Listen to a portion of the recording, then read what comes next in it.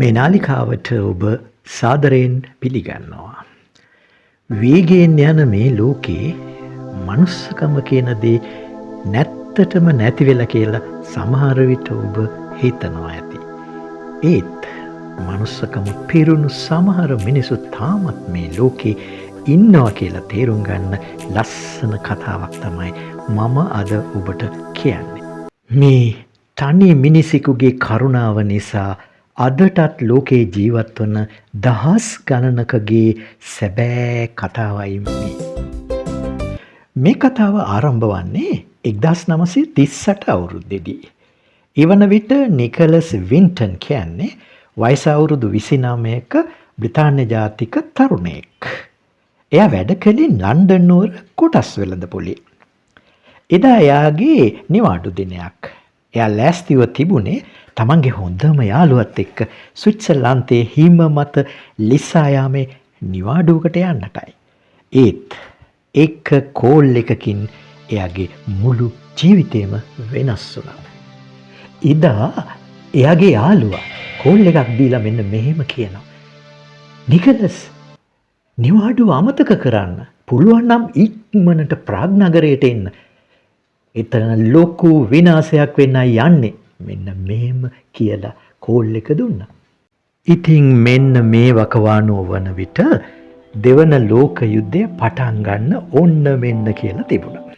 ප්‍රාග් නගරයට ගිය වින්ටන්ට දකින්ට ලැබුණේ අතිශය දුක්බර දර්ශනය. Tamanගේ කිවල් දොරවල් අතහැර දාලා ආපු දහස් ගණන් අසරණ යුදෙව් පවුල් අධික සීතලේ පාරවල් වල හා තාවකාලික කඳවුරුවල වැටිලා ඉන්න ආකාරය හුදුටුවා. එතන අසරණව රැස්සලා හිටිය අම්මලා තාත්තලාගේ එකම ඉල්ලීම වුණේ මෙන්න මේකයි. අනේ අපේ අහිංසක දරුවන්ගේ පණ ටික විතරක් කොහොම හරි බේරලා දෙන්න කියලා. ඒත් කිසිම රටක් ඒ අසරණ සරණාගතයින්ව බාර ගන්නට ලෑස්ති වුණේ නැහැ. කොටින්ම ලෝකයම ඒ ළමයි දිහා බලලා ආක බලාගත්තා. ඒත් නිකලස් වින්ටන්ට මෙය අහක බලන්නට බැරි තරම් ඛේදනීය දර්ශනයක් වුණා. එයා එයාගේ නිවාඩුව අමතක කළා. එයා හෝටලයක තාවකාලිකව ලැබුම් ගත්තා. එහි කාර්යාලයක් සකස් කරගත්තා. එයා බ්‍රිතාන්‍ය රජයෙන් අවසර ඉල්ලන්න පටන් ගත්තා මේ දරුවන් බේරගන්න කියලා. නමුත් රජය ඒකට විවිධ නීති දැම්මා. එක ළමයෙකුට පවුම් 50ක්වත් තැන්පත් කරන්න.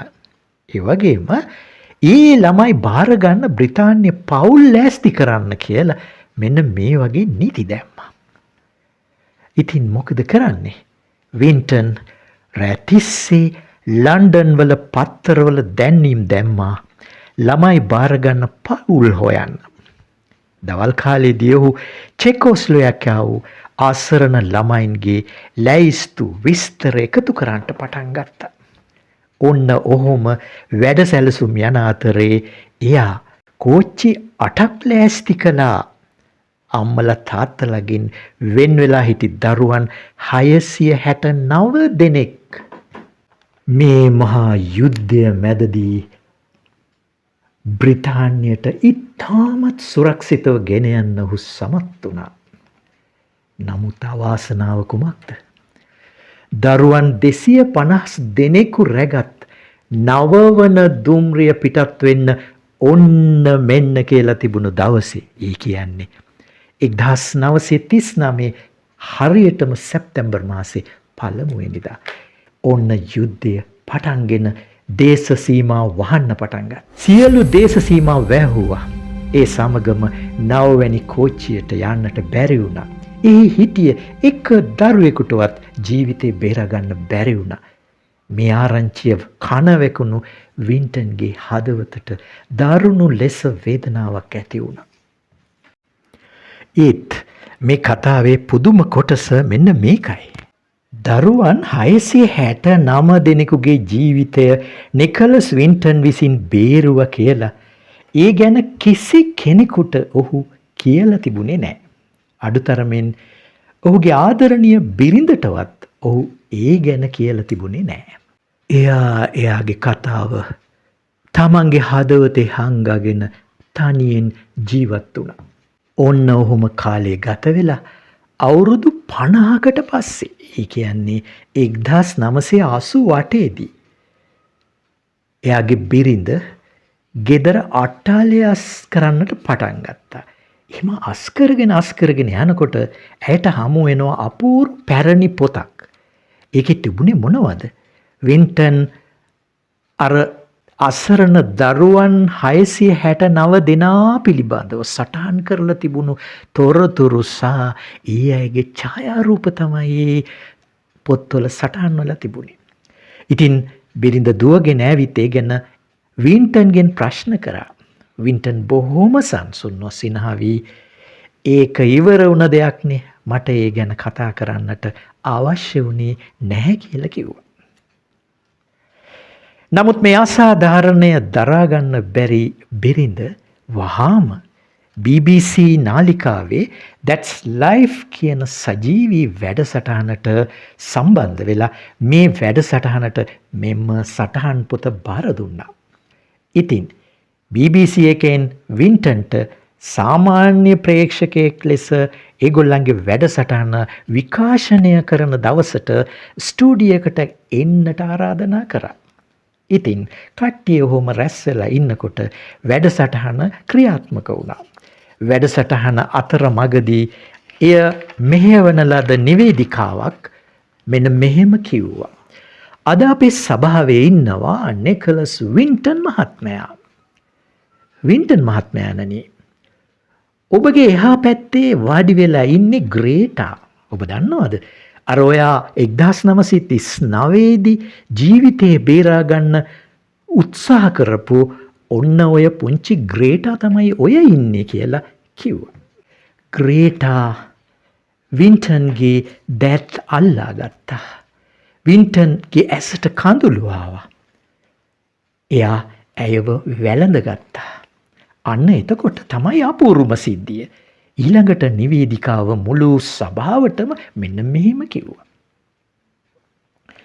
මෙතන ඉන්න පිරිස අතරින් නිකලස් වින්ටන් නිසා අද ජීවත් වෙන කවුරු හරි ඉන්නවා නම් කරුණා කරලා නැගිටින්න කියලා කිව්වා. මොකද උනේ?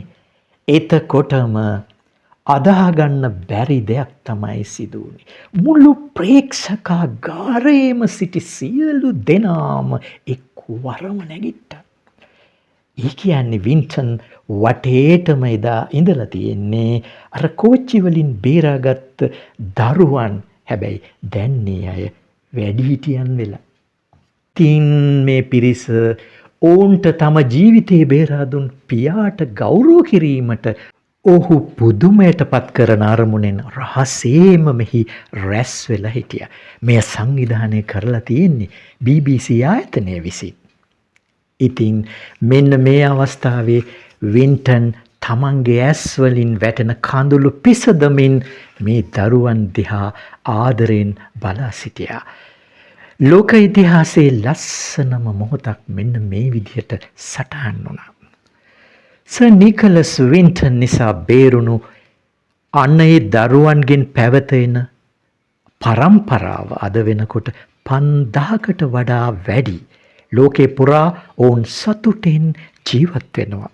ඒ සතුටේ උරුමකරු, සැබෑ උරුමකරු වෙන කවරකුවත් නොව සර් නිකලස් වින්ටන්ම තමයි. මිනිස්කම උතුරා ගිය මේ සැබෑ මිනිසා 2015 වසර වන විට වයස අවුරුදු 106ක් ආයු වළඳා නිදහස් ලෙස ලෝකයෙන් සමුගත්තා. ඉතින් හිතවතුනි, ලෝකේ නරක දේවල් තාමත් සිදු වෙනවා. ඒ වගේම මෙන්න මේ වගේ යහපත් මිනිස් කම අගය කරන මිනිසුන් තවමත් මේ ලෝකේ ජීවත් වෙනවා. මේ කතාවෙන් අපි ඉගෙන ගන්න පණිවිඩය කුමක්ද?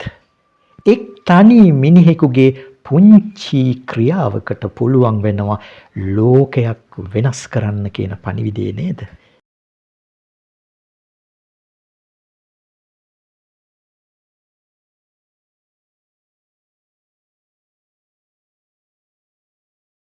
ඉතින් මේ පණිවිඩයත් සමගම අපේ මේ වීඩියෝ අවසන් කරනවා.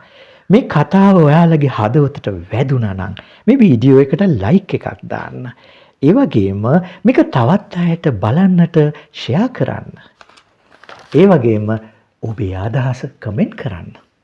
මේ වගේ ලස්සන වීඩියෝවක් නැවත ඔබට බලන්නට උවමනා නම් අපේ channel එක subscribe කරන්න කියලා ආරාධනා කරනවා. එහෙනම් තවත් වීඩියෝකින් හමු වෙමු.